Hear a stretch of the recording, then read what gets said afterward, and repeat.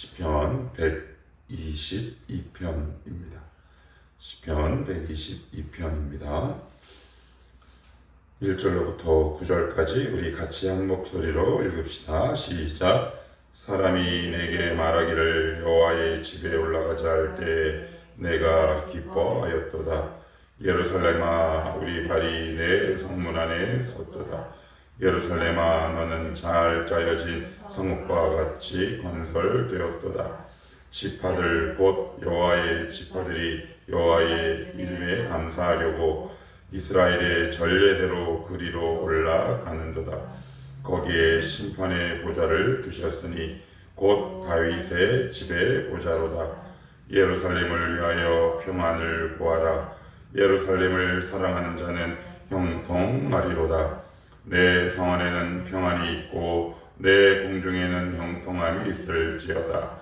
내가 내 형제와 친구를 위하여 이제 말하리니 내 가운데 평안이 있을지어다. 여호와 우리 하나님의 집을 위하여 내가 너를 위하여 복을 구하리로다. 아멘. 시편 120편의 표제는 이렇게 적혀 있습니다. 다윗의 시 곧 성전에 올라가는 노래. 그래요. 우리는 그러려니 하는데 이 표제를, 이 제목을 좀 주의 깊게 보면 뭔가 이상합니다. 오류가 있습니다. 오류. 어떤 오류냐? 다윗은 성전을 건축하지 않았습니다. 솔로몬이 건축했어요. 그러니까 이 말은, 그래서 이 표제를 두고 학자들은 이거 잘못 적힌 거 아니냐 이렇게 얘기를 하는데, 제 아주 깊은 신학적 의미가 있습니다. 그건 뭐냐? 다윗이 성전 건축을 할 재료를 미리 다 준비하잖아요. 그 재료를 준비한 다음에 성전이 건축되고 나서 거기서 드릴 예배를 기대하고 기뻐하며 지은 시라고 학자들이 얘기합니다. 맞는 말입니다. 그때 얼마나 기쁠까? 이 감동과 기대함과 사모함으로 이 시편 122편을 지었다. 이렇게 보시면 되는데, 전체적인 내용으로 이렇게 쭉 읽어보면 대충 내용이 어느 정도인지 여러분들 다 아시겠지만, 그냥 단도직입적으로 이렇게 말씀드릴 수 있을 것 같습니다. 여기서 말하는 예루살렘은 구약의 이스라엘 공동체죠.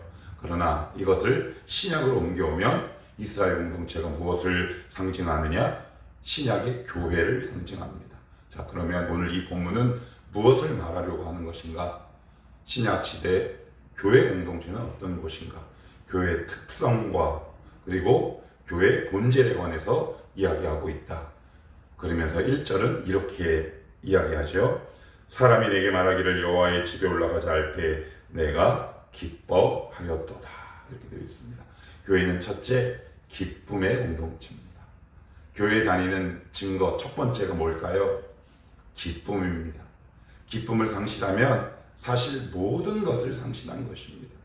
내가 지금 신앙생활이 바른가? 내가 지금 교회 다니고 있는 거 맞는가?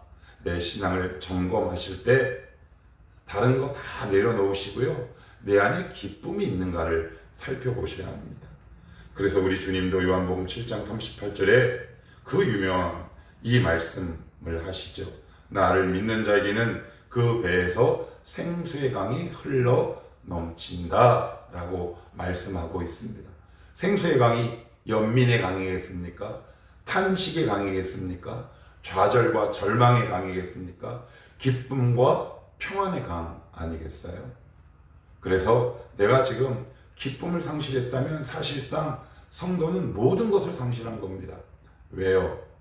기쁨을 상실하면 어떤 것도 우리의 삶 속의 열매로 기대할 수 없기 때문에 그렇습니다. 고난을 극복하는 힘, 환난을 이기는 힘, 그것은 바로 기쁨에서 온다. 그래서 사단은 성도의 기쁨을 빼앗아 가려고 하죠. 그래서 주님이 요한복음 10장 10절에서 이렇게 말씀합니다. 도둑은 훔치고 빼앗으려고 오나 나는 생명을 얻고 더 풍성히 얻게 하려 함이라. 사단은 우리의 기쁨을 빼앗아가는 지점이 어딘지 정확하게 노리고 있습니다. 그 지점을 원격 타격하죠. 그래서 그 기쁨을 상실하게 합니다. 그래서 내가 지금 기쁨을 잃어버렸다면 그 기쁨을 그리고 기쁨을 분실한 곳이 어딘가 빨리 가서 찾으셔야 합니다. 내가 어느 순간부터 기쁨을 상실했지? 그래서 이 기쁨에 관해서 노래할 때, 이야기할 때 데살로니가전서 5장은 굉장히 중요한 팁을 제공합니다. 우리가 너무 잘 알고 있는 말씀입니다. 그건 뭐냐? 항상 기뻐하라. 쉬지 말고 기도하라. 범사에 감사하라. 제가 이 말씀을 저쪽 도서관에 있을 때 주일 설교 때 이렇게 말씀드렸습니다. 전통적인 히브리식 문학 기법 가운데 하나인 샌드위치 기법이다. 이게 무슨 얘기냐? 기도가 중단되면 기쁨과 감사라는 양대 기둥이 무너진다. 감사와 기쁨을 지탱하는 가장 근본적인 힘은 바로 기도다. 기쁨이 상실했어? 그러면 더 깊은 기도의 세계로 들어가야 합니다. 그런데 우리는 압니다. 그래서 여기서 되게 중요한 것이 있죠. 우리는 기뻐하고 싶어 해도 잘 안 되는 존재들입니다. 우리는 기쁨보다는 슬픔이, 기쁨보다는 낙심과 불평과 원망이 훨씬 익숙하죠. 그래서 우리는 내 자신을 하나님께 드려야 합니다. 무슨 이야기냐? 통로가 되어가는 겁니다. 하나님 내 안에서 역사하시도록 내 자신을 내어드리는 거죠. 우리 스스로는 절대 자체 생산이 되지 않습니다. 성령 하나님이, 때로는 하나님의 은혜가, 말씀이 우리 안에 들어와 우리 가운데 기쁨을 생산하실 수 있도록 우리를 내어드리는 겁니다. 그래서 갈라디아에서는 이런 말씀이 있죠. 성령의 9가지 열매를 말하면서 사도 바울은 마지막에 이런 문장으로 매듭짓습니다. 이와 같은 것을 금지할 법이 없다라고 얘기합니다. 무슨 이야기겠습니까? 기쁨은 내가 막을 수 있는 종류, 성질의 것이 아니라고 얘기합니다. 기뻐해야지라고 해서 되는 것이 아니라 하나님이 내 안에서 역사하기 시작하면 기쁨을 나도 막지 못한답니다. 그러니 이웃에게 기쁨의 강이 적셔지게 되겠죠. 수많은 사람들이 전도한다고 합니다. 그런데 그 얼굴에는 평안과 기쁨이 상실되어 있죠. 사람들은 다 압니다. 우리가 무엇을 믿고 있는지, 우리가 입으로만 얘기하는지, 그 영혼 깊은 곳에 정말 기쁨이 있는지. 사람들은 우리를 예의주시하고 있죠. 우리의 얼굴, 우리의 눈빛, 우리의 말투 기가 막히게 합니다. 굳이 얘기하지 않아도 알죠. 예수 믿어, 좋아 라고 얘기하지만 쟤 지금 저거 별로 안 좋아하는구나, 기가 막히게 합니다. 여러분, 전도는 말이 아니라 얼굴로 하는 것이죠. 기쁨으로 하는 겁니다. 평안으로 하는 거죠. 그래서 만약 내가 지금 기쁨을 상실했다면 모든 것을 상실한 것이다. 그렇다면 내가 지금 이 기쁨을 어디에 두고 버스에서 내렸는지 찾으셔야 합니다. 하나님, 저 요즘 신앙생활에 기쁨이 없습니다. 그냥 기도하는 게 너무 괴롭고 너무 그냥 그렇습니다. 그러면 하나님께 물으셔야 합니다. 하나님, 저희 기쁨의 동력을 어디서 상실했나요? 그것도 기도하셔야 하나님의 말씀을 통해 발견하게 하시죠. 조금만 더 보완하고 추가하면 120편에 121편에 보시면 이런 말씀이 있죠. 낮의 해와 밤의 달도 너를 상하지 못하게 한다. 무슨 이야기일까요? 직사광선을 쏜 겁니다. 이 부분에 관련해서는 주일에 조금 더 자세하게 나누어 드리겠습니다. 아무튼 중요한 건 교회에 다니는 첫 번째 증거, 바로 기쁨이라는 사실. 기쁨은 내가 생산해낼 수 없는 거룩한 것이다. 하나님이 운행하셔야 하고 하나님이 역사하셔야 한다. 나도 막을 수 없다. 그러니 전도를 입으로 하는 것이 아니라 얼굴로 해라. 기쁨의 얼굴로 하셔야 합니다. 그렇다면 어느 순간 누군가 나에게 와서 이렇게 묻지 않겠습니까? 너는 뭐가 그렇게 좋아? 야, 넌 뭐가 이렇게 행복해? 너는 뭐가 그렇게 씩씩하니? 그게 전도지죠. 그게 전도지입니다. 우리의 평안의 얼굴이 전도지입니다. 기쁨의 얼굴이 전도지죠. 제가 한 2번 말씀드린 것 같은데, 어제 우리 청아람교회 밴드에도 어떤 청년이 그런 글을 썼듯이, 너희들이 그냥 행복하게 살아, 너희들이 그냥 기쁘게 살았으면 좋겠어. 그것이 되게 의미 있게 다가왔나 봅니다. 밴드에 글을 올렸더라고요. 아무튼요, 우리의 얼굴이 무엇이다? 전도지입니다. 사람들은 다 안다. 내가 믿는 복음이 진짜인지 아닌지. 기쁨을 상실하면 종교적 허울만 남습니다. 그 어떤 것도 남지 않죠. 첫 번째는 기쁨의 공동체다라고 말씀을 드렸고요. 자, 3절 한번 읽어볼게요. 시작. 예루살렘아, 너는 잘 짜여진 성과 같이 건설되었도다. 예루살렘아, 너는 잘 짜여진 성읍. 예루살렘은 신약시대 교회라고 말씀을 드렸습니다. 잘 짜여졌다라는 말은 히브리어로는 이런 뜻을 갖고 있습니다. 연합하다, 연결되어 있다라는 뜻을 갖고 있습니다. 너와 나가 어떻게 연결됩니까? 평생을 함께 이부자리에 함께한 부부도 연결되기 어려운 판에, 여러분 그것만 그렇습니까? 나와 내가 분리되는 거죠. 무슨 말이에요? 무슨 말이냐? 나와 내가 분리되었다는 말은 내가 나를 사랑하지 않는다는 말입니다. 내가 나를 혐오한다는 말이죠. 이것을 세상에서는 낮은 자존감이라고 얘기합니다. 거기서부터 이미 기쁨과 평안을 상실하죠. 나와 내가 하나 되지 못하고 너와 내가 하나 될 수 없는 존재들입니다. 그것을 죄인이라고 부르죠. 그것을 끈끈하게 붙여질 수 있는 것은 오직 예수 그리스도 외에는 없습니다. 여러분 정말 건강하고 거룩한 부부관계, 건강하고 거룩한 형제관계, 건강하고 거룩한 부모 사이의 관계는 어디서부터 올까요? 어떻게 해야 잘 짜여질 수 있을까요? 그것은 예수 그리스도라는 악교, 풀, 본드로 서로를 튼튼하게 연결시켜가는 과정이겠죠. 근데 수많은 사람들은 이것을 놓치지요. 여러분 꼭 기억하십시오. 우리는 누군가와 연합한 것을 정말 싫어합니다. 요즘 그래서 어떤 사람들이 더 많아집니까? 혼자 사는 사람들. 그들은 참 외로운 사람들이죠. 누군가와 연합할 힘이 부족한 사람들이죠. 어떻게 보면 복음이 가장 필요한 사람인지 모르겠습니다. 우리 교회가 30명 정도 지금 나오고 있는데 제각각입니다. 식성, 취향, 기호, 취미, 눈빛, 말투, 배경, 환경 다 다릅니다. 어떻게 나와 너가 연합될 수 있겠습니까? 그 교회 안에 복음이 선포되고 오직 복음 되시는 예수 그리스도만이 너와 나 사이를 연합하게 할 수 있다. 다른 걸로 연합하려고 하지 마십시오. 그래서 교회는 이익 공동체가 아니라 유기적 관계 공동체죠. 교회 오는 목적은 예수 때문에 오는 것입니다. 만약 나와 너가 멀어졌다면 하나님께 이렇게 질문하십시오. 하나님, 저 지금 예수 잘 믿는 건 맞습니까?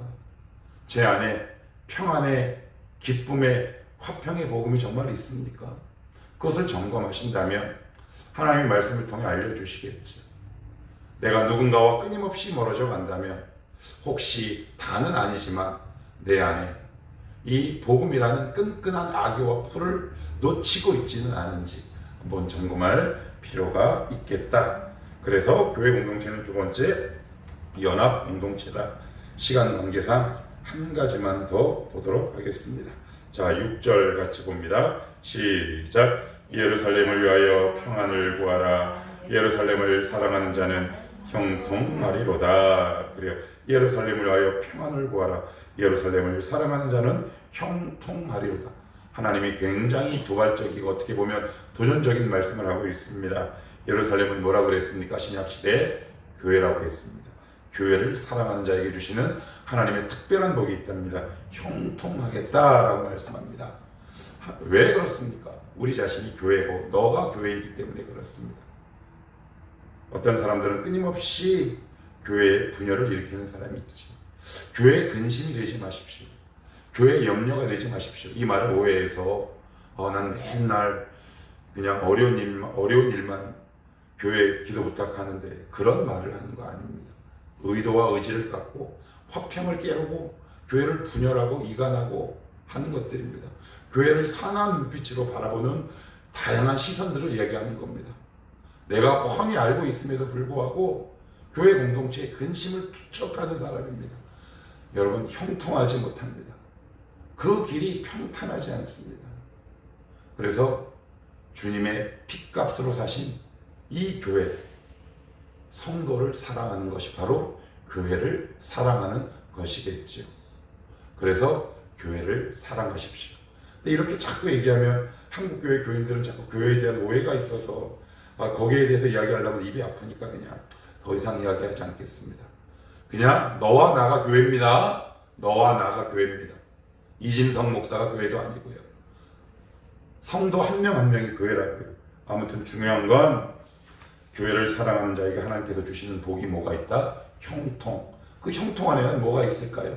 기도에 대한 응답이 일어나기 시작하죠. 교회를 사랑하면 하나님께서 그 자손들에게 복을 주기 시작하십니다. 한번 주변에 잘 둘러보십시오. 교회를 대적하는 사람치고 그의 삶이 아름답게 마무리된 사람을 거의 찾아보기 어렵습니다. 교회를 사랑하십시오. 거기에 주님의 이름, 주님의 영광이 있습니다. 여러분들의 삶 속에 이런 교회를 사랑하는 애정이 넘쳤으면 좋겠고요. 마지막으로 8절 9절 같이 한번 더 읽어봅시다. 시작. 내가 내 형제와 친구를 위하여 이제 말하리니 내 가운데 평안이 있을지어다.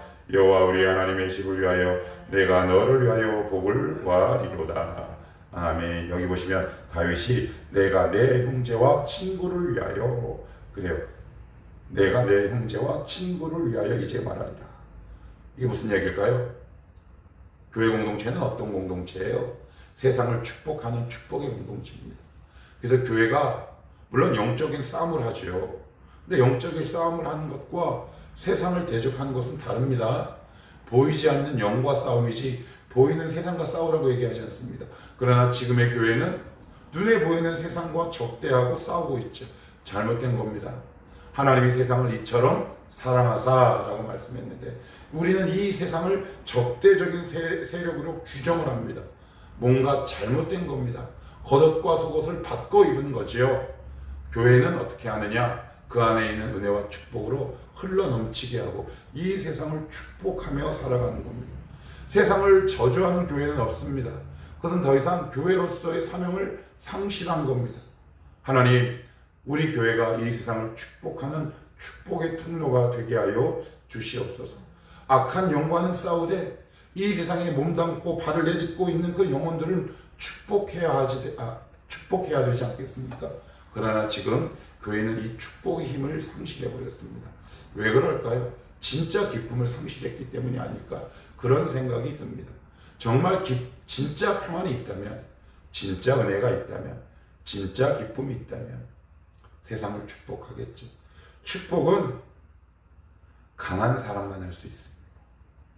야곱이 오랜 세월 연단 끝에 그 고대 근동의 절대적인 왕 바로 앞에 서서 대뜸하는 첫 번째 행위가 뭔지 아십니까? 바로의 머리를 얹고 축복합니다. 이게 말이 안 되는 겁니다. 바로가 야곱의 머리에 손을 얹어야지. 그죠? 원래 축복은 높은 자가 하는 겁니다. 그런데 야곱은 바로에게 탁 축복하죠. 바로가 얼마나 놀랐겠습니까? 행색이 남루한, 얼굴 고생이 꾀지지한, 이 곧 있으면 죽을 이 노인네가 감히 자기 자신의 몸을 손을 대고 축복해? 왜 그럴까요? 예수 때문에 강한 겁니다. 예수 때문에 평안이 있는 겁니다. 예수 때문에 기쁨이 있는 거겠죠. 우리 청월함교회가 작지만 강했으면 좋겠습니다. 이 세상을 향해 축복하는 정말 이 시대에 작지만 강한 교회가 됐으면 좋겠고요. 여러분들도 이 세상을 축복하는 아름답고 강한 성도가 되시기를 축복합니다. 기도하겠습니다.